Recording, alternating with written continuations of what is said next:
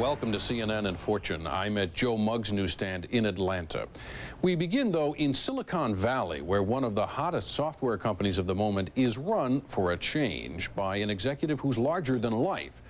Oracle's Larry Ellison is an international yachtsman, a playboy. He's been in Playboy. He's the opposite of a hands-on geek boss who runs his $50 billion company from so many remote locations. He's almost invisible at headquarters, a mystery. But there's no mystery about Oracle's performance. The stock has tripled in price during 1 year.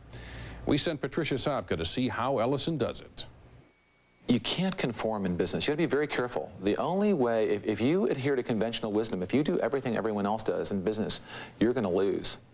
The only way to get ahead, to really get ahead, is to be different. At 54, Larry Ellison has mastered the art of being different. The founder, chairman, and CEO of Oracle Corporation is as dazzling as his Silicon Valley headquarters, a place the locals call the Emerald City.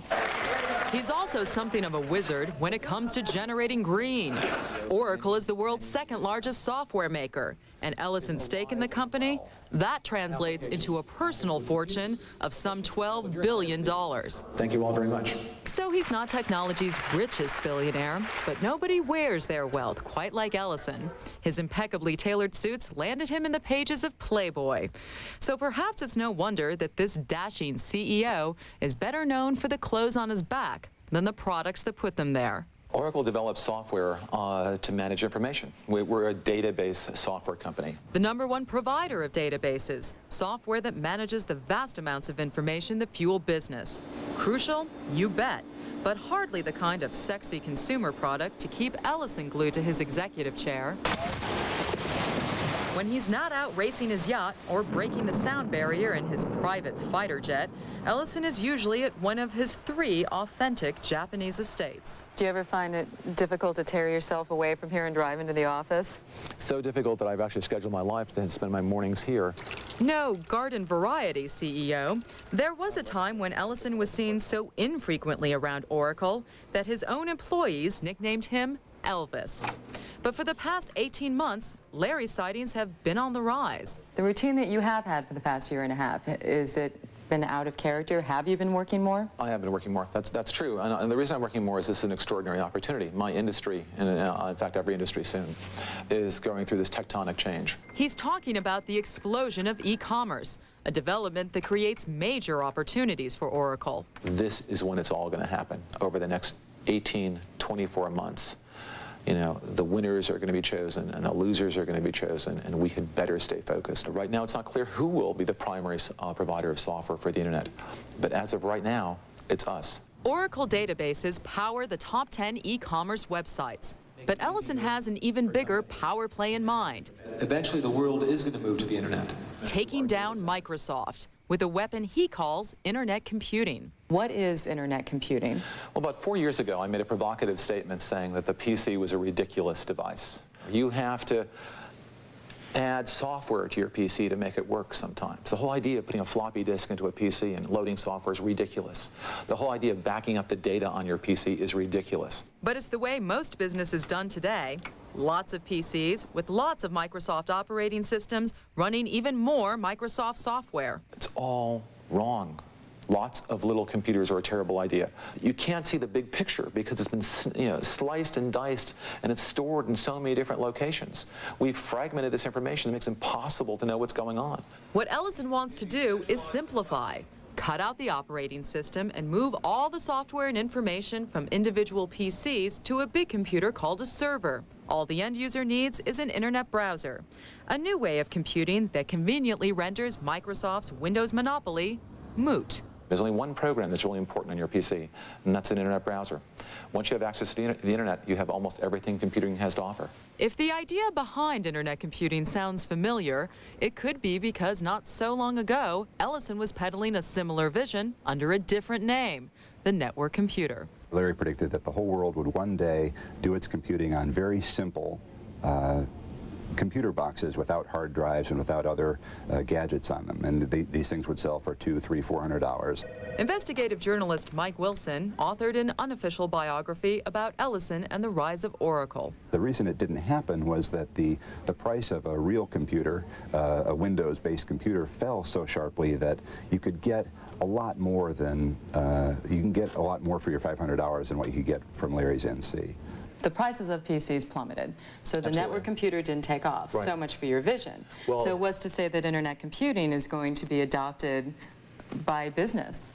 What I never expected was that the PC would mutate into a network computer.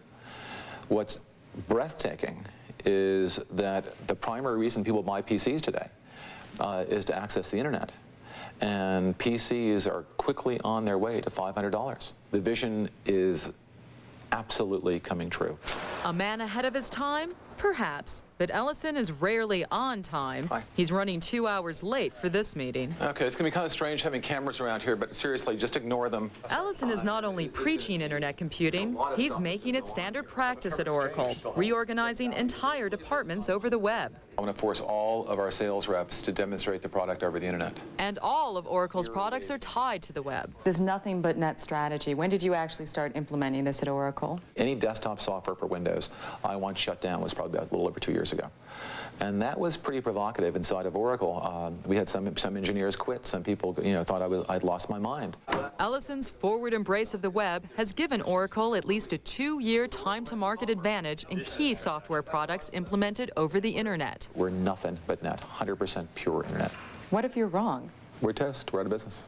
A bit of an exaggeration, perhaps, but one of Ellison's most effective weapons is pure theater, like his high-profile barbs at Bill Gates. This is another Bill Gates quote.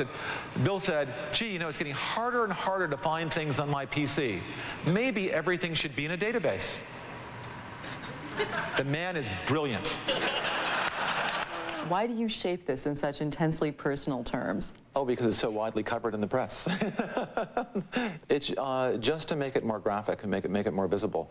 The personal computer. I mean, Bill has owned this current generation of computing, and I'm trying to contrast what personal computing is to what internet computing is going to be, and make it a little more interesting by throwing some personality into it. That's all. Is there some part of you that maybe just admires or likes Bill Gates just a little bit? Well, Bill and I used to be friends a long time ago. That's before he turned mean and ran Netscape out of business. So I think what Bill did to Netscape was appalling. So I don't talk to Bill anymore. I think it's true that Bill tried to run Netscape out of business, but believe me, Larry Ellison didn't take it personally. I think that he gets a kick out of Bill Gates, and that he loves having this person to have a rivalry with. There's no ill feeling between Bill Gates and Larry Ellison. That's completely manufactured for the press. But playing to the media doesn't always work in Ellison's favor. It was widely reported, for example, that while Oracle's revenues were stumbling in 1997, Ellison took off on a 3-month sailing vacation. Mythology. I didn't take off 3 months. I've read the story many, many times, but I've never been gone for more than a month in Oracle in my life. In fact, this 3-time divorced, eligible billionaire claims that when it comes to his life outside Oracle, the press often gets it wrong. Women. Wow, okay. You have quite the reputation as a playboy. I have, that's another thing, but like taking the 3 months off, I mean, I jokingly say, if it were only true, it'd be great. I've been in fairly serious relationships most of my life. It's true. That's true. I'm in a fairly serious, a very serious relationship right now. So all these reports we hear about Silicon Valley's most accomplished playboy. Yeah, not. That's my best friend. Yeah, and it's really, yeah, I'm afraid so. And let's talk about something else that you're very well known for. You like fast cars. You fly fast planes. You sail fast boats. Right. Right. Mea culpa, guilty as charged. That one, I'm afraid, is true. You put yourself in danger. Well, I've said I like putting myself in demanding, challenging situations, but not to the point where my life is really at risk. But that wasn't the case at last year's Sydney Hobart Regatta, sailing's toughest open sea race. Officials had forecast a storm. Ellison, at the helm of his yacht Sayonara, got something far worse. We didn't know until I went down below, went down to the nav station and looked at the satellite photographs coming in, and we saw that we had just sailed right into the eye of a hurricane. Imagine a 4-story building that's water and the boat just crashing into it. And normally a boat will slide down the back of a wave. This time you don't slide down the back. The wave is so steep you don't slide down. You literally exit the wave and it's like falling down an elevator shaft. 1 1,000, 2 1,000, 3 1,000, boom. And the surface tension of the water is such that it's literally like your boat being dropped off a 4-story building onto asphalt every 45 seconds. 6 sailors on other boats died in the treacherous waters. Others were fished out by rescue teams. And we were far enough away from the helicopter rescue teams that pulled most of the guys out of the small boats that they couldn't have gotten to us. So if our boat had sunk, we all would have died.